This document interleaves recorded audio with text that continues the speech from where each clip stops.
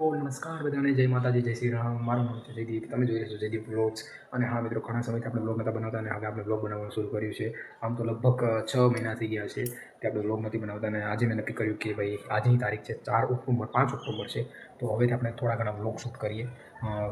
અત્યારે 6 તારીખ થઈ છે, એટલે એકચ્યુઅલી 5 તારીખ થઈ છે, તો આપણે થોડા કન્ટિન્યુ વ્લોગ્સ કરીએ, કારણ કે ઘણા લોકો મને એમ કહેતા હતા કે ભાઈ તું કાંઈક એવી સ્કિલ શીખ જેનાથી કાંઈક તું લોકોને બતાવી શકતો. એમાં આપણે વ્લોગિંગની શરૂઆત કરતાં પહેલાં તમને જણાવી દઉં કે જ્યારે વ્લોગ શરૂ કર્યા હતા મેં સૌપ્રથમ, ત્યારે આપણે આ ઘરમાં આપણે રેલિંગ નથી નખાવેલી, તે હવે નખાવાઈ ગઈ છે. જો મિત્રો, રિનોવેટ કરી નાખી આ સીડીને. અને મિત્રો, અને હા, એક તમને જે થંબનેલ જોઈને તમને આઈડિયા તો આવી ગયો છે. અને ફરી વાર જણાવી દઉં કે હા મિત્રો, અમે છીએ અમારા ઘર ઉપર, એટલે કે ટેરેસ ઉપર અમે સોલાર પેનલ ફિટ કરાવે છે, તો તમને સોલાર પેનલ પણ બતાવું. અને જો કંઈક અહીંયાથી પણ આપણે ગ્રીલ ફિટ કરી દીધી છે, તો ચાલો તમને સોલાર પેનલ બતાવું. તો ચાલો ટેરેસ ઉપર જઈએ. તો ચાલો, અહીંયા જો અંધારું છે, અને અત્યારે જો મિત્રો સોલાર પેનલ ચાલુ છે, પણ લાઇટ નથી, કારણ કે એનું કનેક્શન હજી થયું નથી. અહીંયા ખોલો જોશે મિત્રો. મિત્રો જો દરવાજો પણ હાથમાં નથી રહેતો. જો આ છે સોલાર પેનલ. જો ઘણી વાર મેં તમને એક બ્લોગમાં બતાવ્યું હતું, હોમ ટૂરના બ્લોગમાં મેં હોમ ટૂર કરાવ્યો હતો, ત્યારે આ ટેરેસ બતાવ્યું હતું. હજી સુધી નથી બતાવ્યું. તમે જુઓ મિત્રો, આ છે સોલાર પેનલ. મિત્રો, લગભગ 3.5 કિલોનો સોલાર પેનલ છે.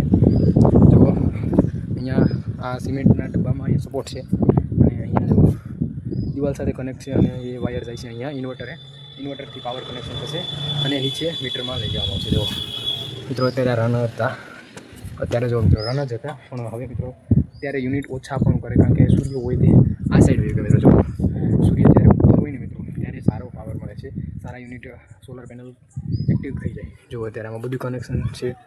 અને જો આ બે એક સાઈડમાં છે. આ એક પ્લેટ મિત્રો લગભગ 600 વોલ્ટની આજુબાજુ આવતી હશે, અને આ બધા સપોર્ટમાં નાખી દીધા.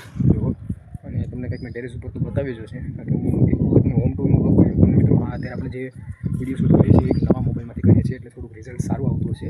કેવું રિઝલ્ટ આવે તે જણાવી દેજો. અને હા, આ મોબાઈલનું નામ તમે જણાવી દેજો જો તમે જાણતા હોય તો, કારણ કે સોલાર પેનલ તો બતાવી દીધા, પણ એક વસ્તુ તમને બતાવું. ભાઈ સોલાર પેનલમાં છે ને મિત્રો, જે આ વસ્તુ હોય મિત્રો, જો આ વસ્તુ મિત્રો, આ વસ્તુ હોય ને, આ બધી વસ્તુ છે ને મિત્રો ચાંદીની હોય છે. ચાંદીની, કારણ કે ચાંદીના કારણે સોલાર પેનલ ખૂબ મોંઘા થઈ જાય છે, તો ચાંદીની હોય છે. અને આ મિત્રો, આની પ્રાઇસની વાત કરું તો મિત્રો, આ પ્રાઇસ મને અંદાજે કહું તો લગભગ 1,70,000ની આજુબાજુ આ સોલાર પેનલ આપણને પડ્યા છે. તો આનો આપણે એક જ ફાયદો રહેશે કે આ જે છે લાઇટ, આપણે લાઇટ છે, જે આપણે લાઇટ લઈએ છીએ તે જીએબી વાળાને વેચવાની હોય છે, અને તે આપણને કન્વર્ટ કરે છે, ઇન્વર્ટરમાંથી કન્વર્ટ કરી, અને એ આપણને આપણા યુનિટ આપે. ધારો કે આપણે 300 યુનિટ સોલાર પેનલથી બને, અને આપણે મહિના દીમાં 200 યુનિટ વાપરીએ, તો મિત્રો 100 યુનિટના એ આપણને સોલાર પેનલની યુનિટના ભાવ આપી દે છે. એટલે આપણે, અને જે વધુ વપરાણી હોય તો આપણે એને બિલ ભરવું પડે છે. સિમ્પલ વસ્તુ છે મિત્રો. અને આ સોલાર પેનલ ખૂબ જ ફાયદો કરે છે.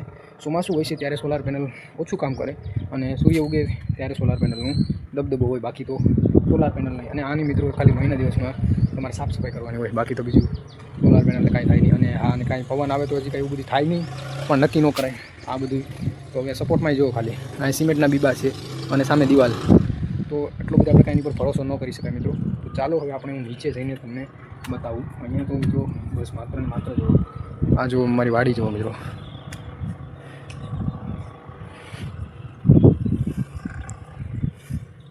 તો મિત્રો ચાલો હવે આપણે નીચે જઈએ, અને ત્યાં મિત્રો આ જો ઇન્વર્ટર છે, આ ઇન્વર્ટરનો પાવર છે મિત્રો અહીંયાથી આવે છે. જે બહાર આપણે એક હતું મિત્રો પાઇપ બતાવેલો, અને ત્યાં જો અહીંયા ઇન્વર્ટર છે, અને અહીંયાથી જે પાવર છે મિત્રો તમને બતાવું.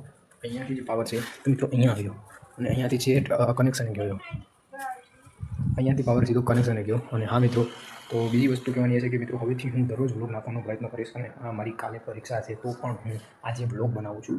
અને જે મારા મોબાઈલ છે, ઓલો મોબાઈલ હતો એ સાવ બગડી ગયો છે, એટલે આપણે એક નવો મોબાઈલ લીધો છે.